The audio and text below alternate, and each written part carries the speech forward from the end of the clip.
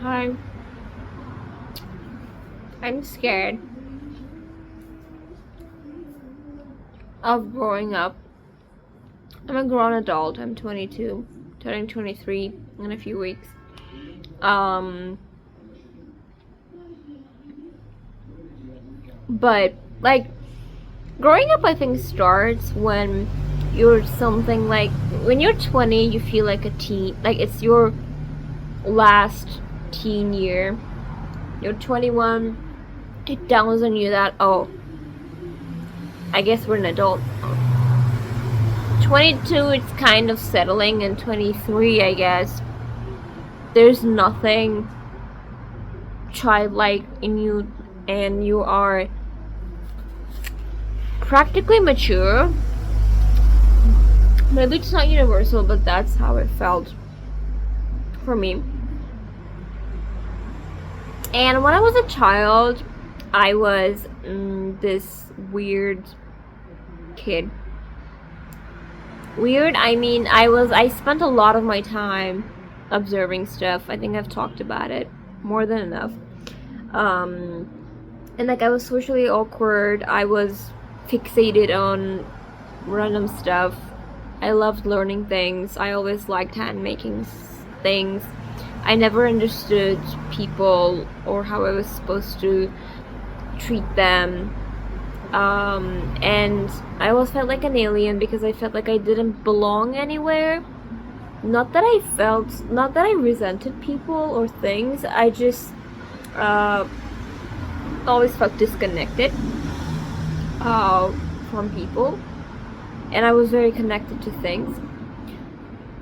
But like it or not, and regardless of how connected or relevant it feels at times, you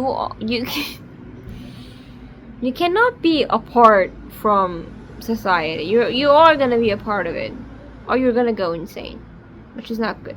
Don't do that. You have to find your people, right? No person is, and at some point you understand that there's no kind of magical mixture, magical formula for the right person. The right person is probably just someone you love a lot, and they love you too, and probably they're kind, and they see the kindness in you. This doesn't apply to everyone because some people are evil. They don't even care. They don't even question it. They don't even know it. Maybe, I don't know. I'm talking about people who like consciously put in the effort to be kind and like care about things in general, and or not selfish.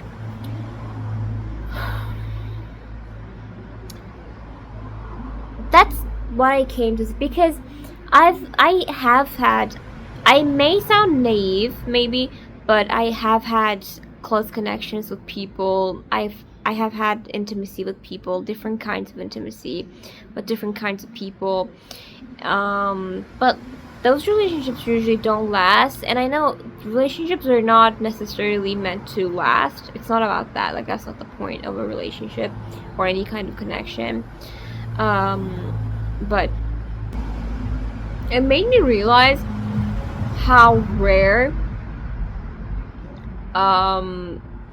that human connection is, which is authentic, which makes you feel good, not just about yourself, but about life, about being alive. And you like loving that person.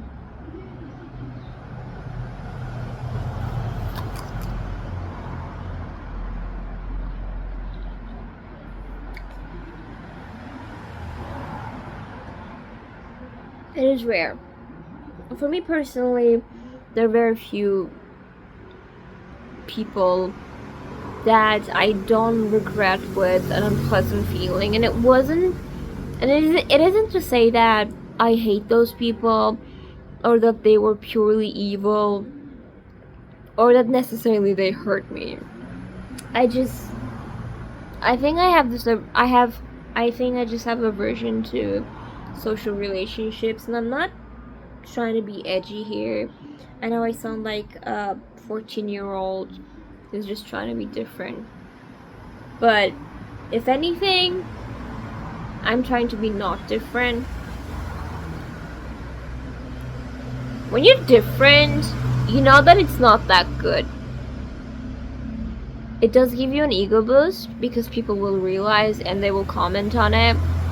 And if you're smart and you have good taste in shit, they're gonna think you're cool. So that's an ego boost. But that doesn't balance out all the discomfort and discontinuity of a pleasant living experience.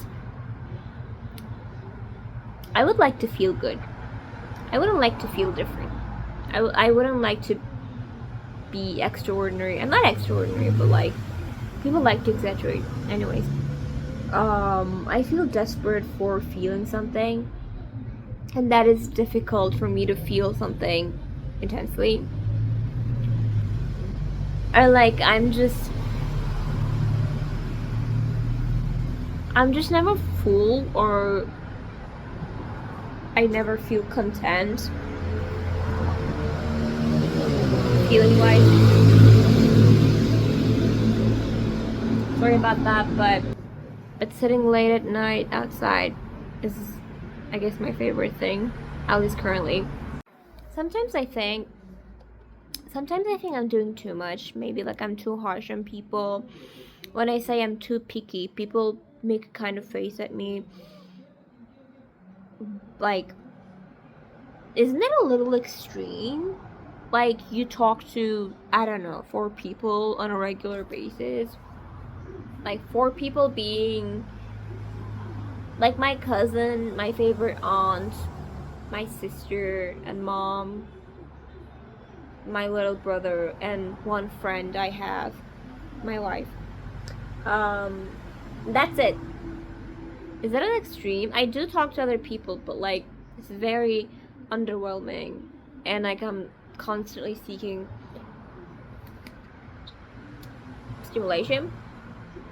And I'm not saying that all you guys suck, but like, I am literally restless. Like, I'm physically restless constantly because I'm so underwhelmed and bored at all times. But maybe sometimes I think maybe I shouldn't cut off people so easily. Maybe I should tolerate people more. And as you get to know more people, you realize that like, there's this pattern, especially with older people, like older than 20 something, older than myself mostly, or in general people who you could consider mature. They have accepted something about life which I can't really understand, probably. Like, I can't put my finger on it, but they have accepted something which I don't seem to be able to accept. I think they have accepted the boringness of life and the fact that you shouldn't be constantly fighting something. You should be in peace with stuff. And what is that exactly? What is it you should be in peace with? Things you don't like? Things that make you uncomfortable? Things that don't stimulate you? Don't make you feel the best, but you're lazy to fix that or change that? It's not necessarily something to fix. I mean, my life is fine. I can make a living now. That's luxury for a lot of people, maybe. I live in a peaceful city. I can afford books and cooking stuff I like. I am not rich at all, probably below average financially, but like, that is not required for me to do things I like, but I I have this greed in me that I want to feel more. And like people are insufficient in that regard. I should stop maybe I should stop complaining about people. And I know that it's this kind of stimuli cannot be provided from the outside. It cannot be external at this point. I have to provide it internally. I have to do science, I have to do art, I have to work on myself, I have to write and read and cherry pick things that I consume. I understand. I already do these things. But like I should maybe get more intensive with that instead of seeking external satisfaction, because it's just not doing it. And it's just when it's external, you have to put a lot of energy.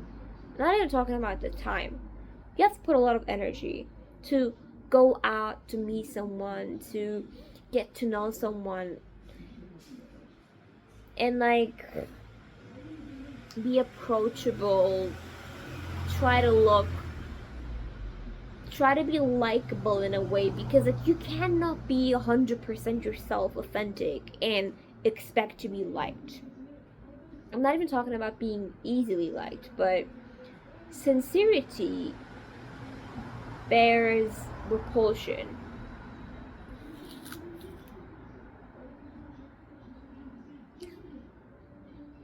If you're 100% yourself, you're never gonna be 100% yourself around someone. It's like chemical bonding. If you're bonding with someone, you're no longer yourself. You can literally not be yourself fully, because you are entering somebody's space in a way or another.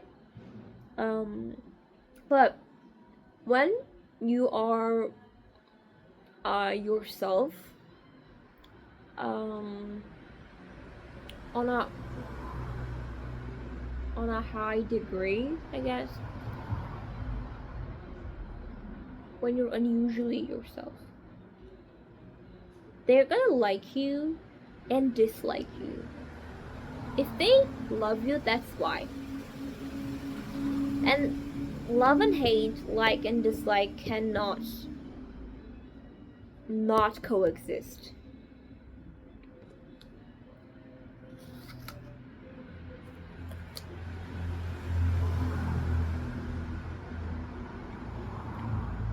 If you've ever felt extreme amount of pleasure and extreme amount of displeasure, if that's a word, pain, let's say, you would agree that the peaks kind of feel the same.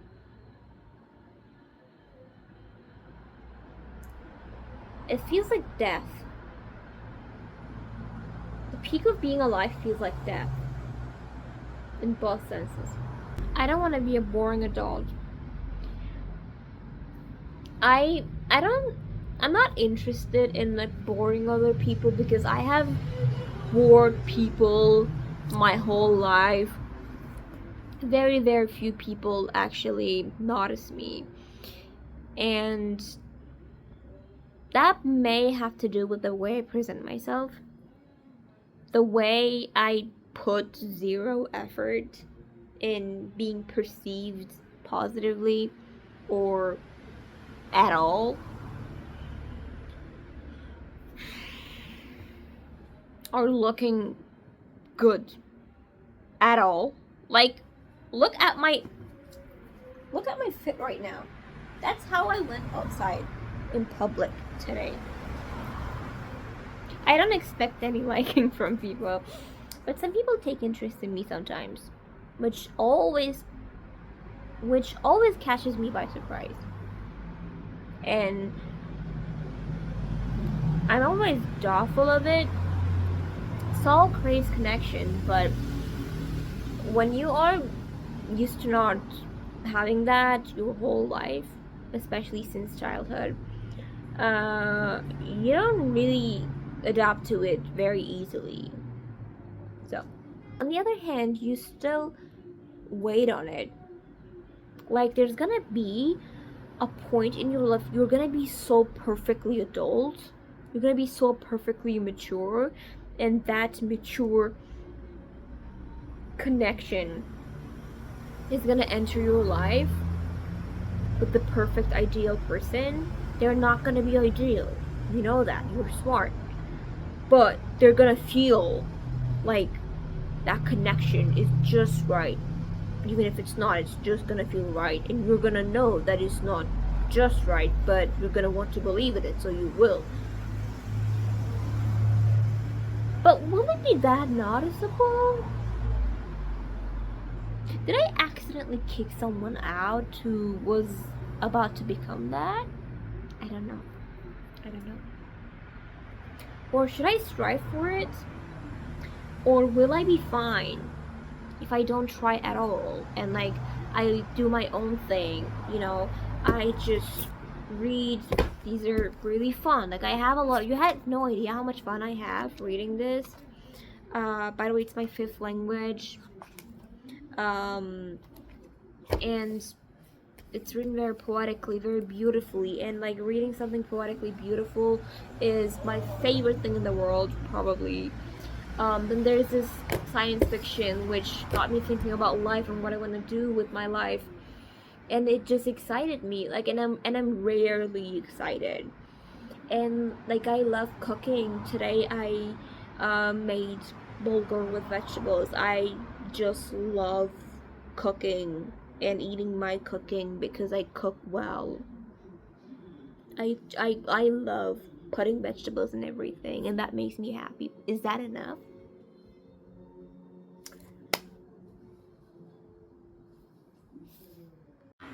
So I had this line that goes, I wrote that when I was in isolation, total isolation. I wouldn't step outside my house, the physical building. There would be days I wouldn't even see our yard. Anyways, it goes, there are things I like, things I fear, things I do. But is it enough to be someone? What is the difference between being someone and being no one? It's being with someone. We're humans, we make each other people. So is it worth being a person? I don't know how literally everything goes back to my social relationships. I don't know why that bothers me so much. Like, some people do live in isolation, and I guess they're fine. Like, I guess Newton was fine. He was an asshole to everyone, and I guess he was just fine with it. He just sat in his room. I don't know too much about Newton, but that's what I remember. He just sat in his room and did science. My guy liked science, and like he was an asshole to his only friend who tolerated him. But he wasn't complaining about people, was he? Should I stop complaining? That's not the point. But maybe that shouldn't bother me that much. Maybe I should just be like, sorry, you bore me. All you guys are boring. Sorry, and you're not stimulating me, so bye-bye. I'm not putting up with that. Is this better? People don't appreciate sincerity and authenticity either. They just don't. People don't like sincerity. Like they literally don't. They like when people are fake, despite knowing that they are fake with them. Like, they choose that for some reason. I don't understand, and I don't judge that. Maybe that's necessary for some reason. They don't like to be. A lot of people don't like to be threatened, and a lot of people don't like to be forced or invited into changing their perspectives or thinking about things, or I don't know, trying new things. A lot of people, like the great majority of people, are just lazy, and they just seek convenience, which is one thing I have never done in my life. And then I complain why my life is difficult. When it's literally not. But I perceive it to be difficult. And every time I tell my mom about it, she's like, I don't understand what you want. I'm so scared of changing. I'm so scared of yielding and giving up and losing myself and not caring anymore. I'm not scared of not being different. Like how Maneskin says in Bentani. That's not what I mean. The point of being me is not being different. And if I reach out to people who are alike, I'm not gonna be that different, and I'm gonna be at peace. But I'm not that different.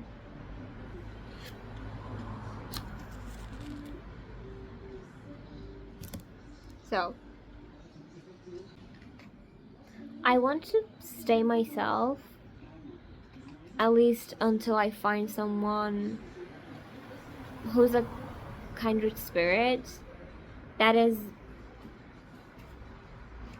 from a different world. So I actually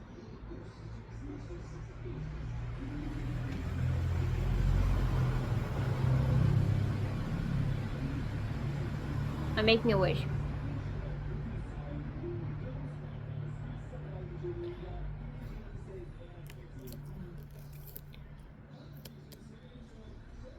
So I am convinced that I wasn't insane from the start.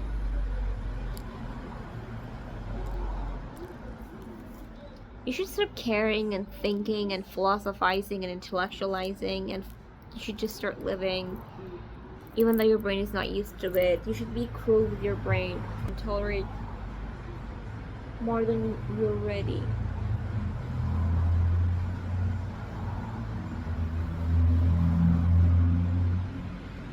And stop being a crybaby.